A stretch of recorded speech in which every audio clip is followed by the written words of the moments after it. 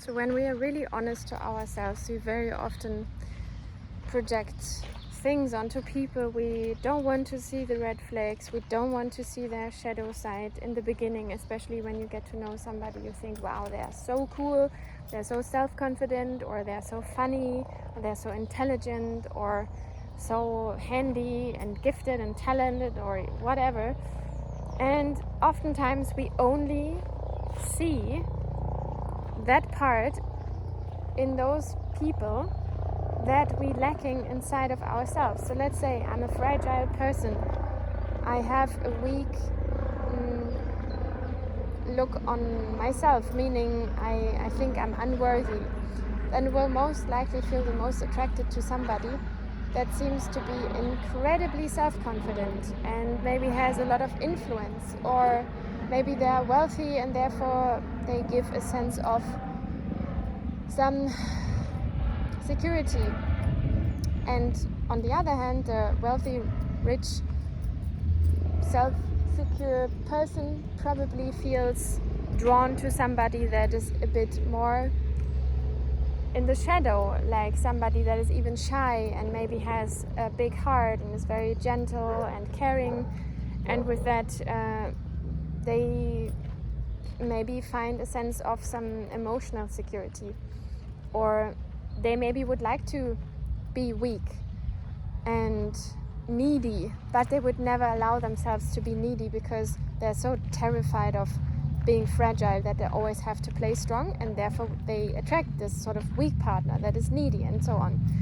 So then finding these puzzle pieces in the external, we often feel complete, which causes an emotional dependence, and with that we suddenly find ourselves in this loop of I want him or her, but I actually don't want him or her because I feel like something is off, and then suddenly all these triggers come up, and eventually you're not only seeing the idealization of this person, but you also see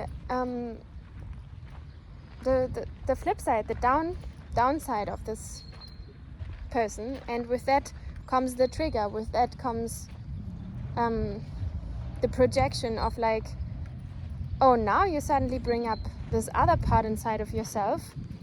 I don't like it because I thought you're playing this role for me, but now you're suddenly bringing up this other side, and I didn't sign up for that.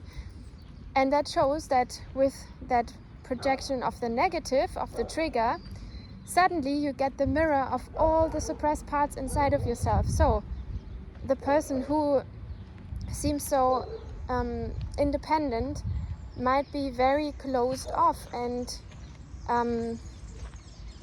emotionally unavailable, actually, deep down, because they're very terrified of being vulnerable.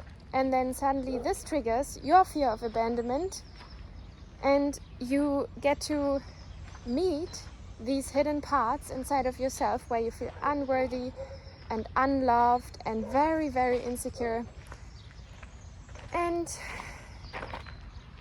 suddenly you have to deal with that because the person might pull away from you, and vice versa.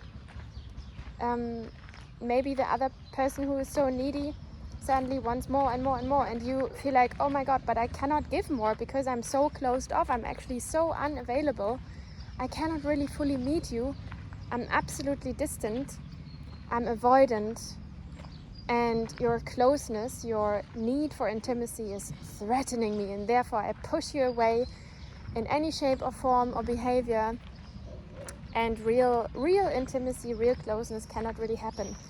It happens when we talk about these shadow parts, if we talk about our wounds, our deepest fears, and if we have a crystal clear, honest, direct, authentic communication about what's going on inside of me. So I get to meet somebody and I put them on a pedestal and I think, wow, they're just simply amazing. I could fall in love with this person. I could be with them forever.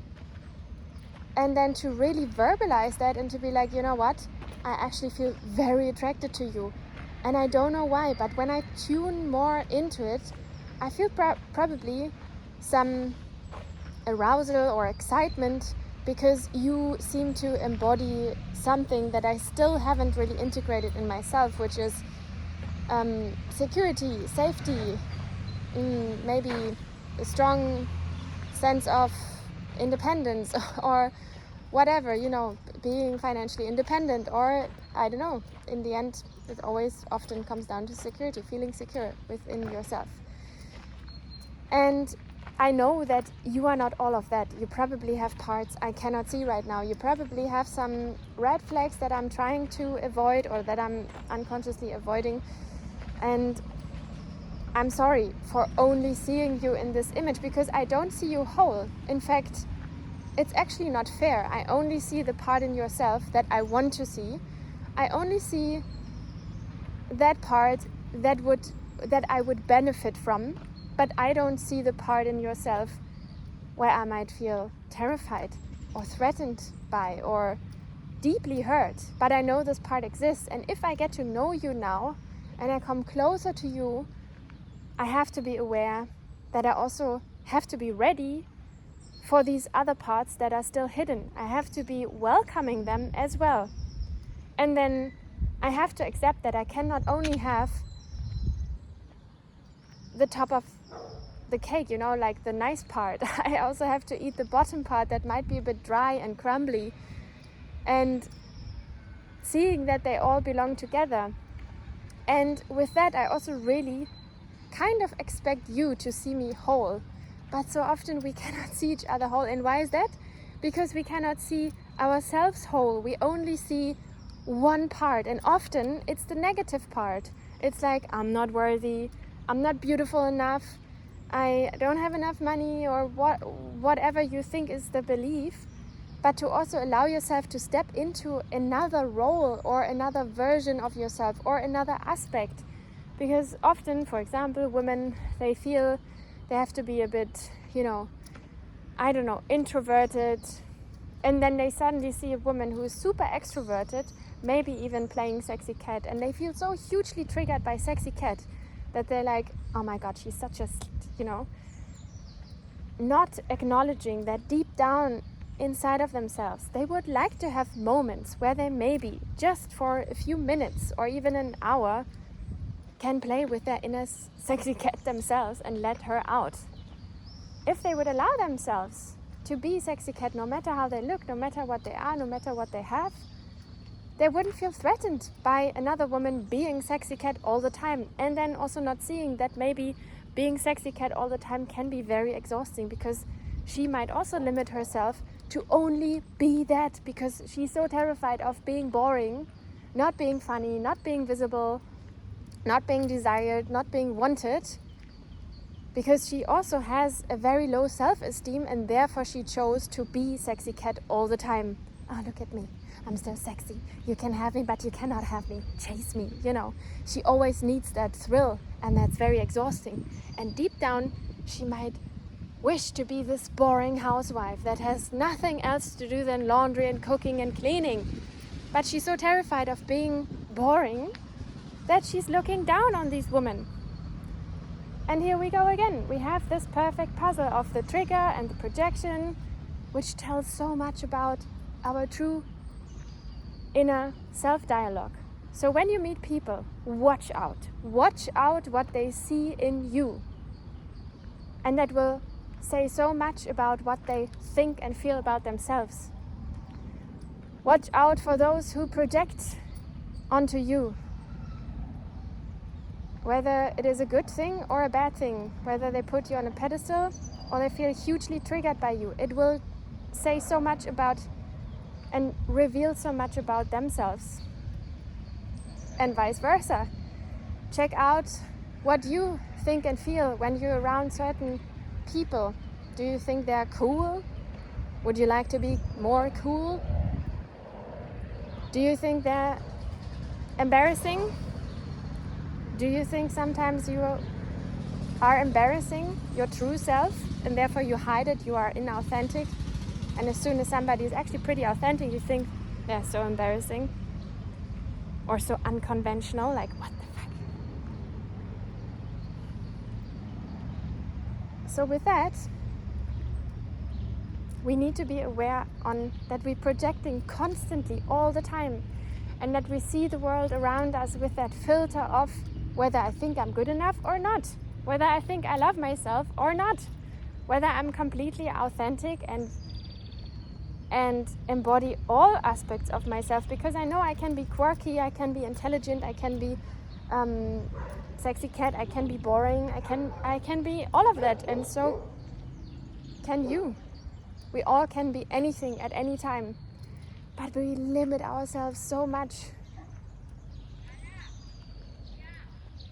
Because once in our life we took on a role and we accepted that role to be our whole identity, completely ignoring that there is so much more.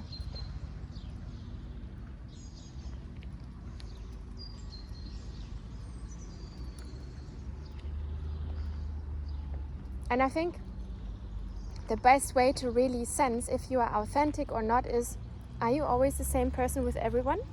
Or do you act differently when you talk to a politician, or to your grandmother, or to a police officer, or to your teacher, or to a person you have a crush on? Are you acting differently, or are you really authentic, just always you, you know? Are you eating, walking, talking, behaving in a different way when you're around different people? Then see how much you adapt also to their expectations. Sometimes, especially when you are a sensitive person, you will adapt almost naturally to other people's expectations. You will come into the room and you will sense, okay, this person is a bit sad and a little bit, you know, has a little bit of a block. So then you maybe turn into this quirky, funny kind of character just to be the missing piece, the missing puzzle of feeding their needs, what they need in order to get around with you, because you just want to make it comfortable for everyone in the room, and therefore you compromising and adapting. But that's kind of bringing you away from your own true core. Like, who are you when you're not fucking compromising and adapting all the time so others can feel comfortable?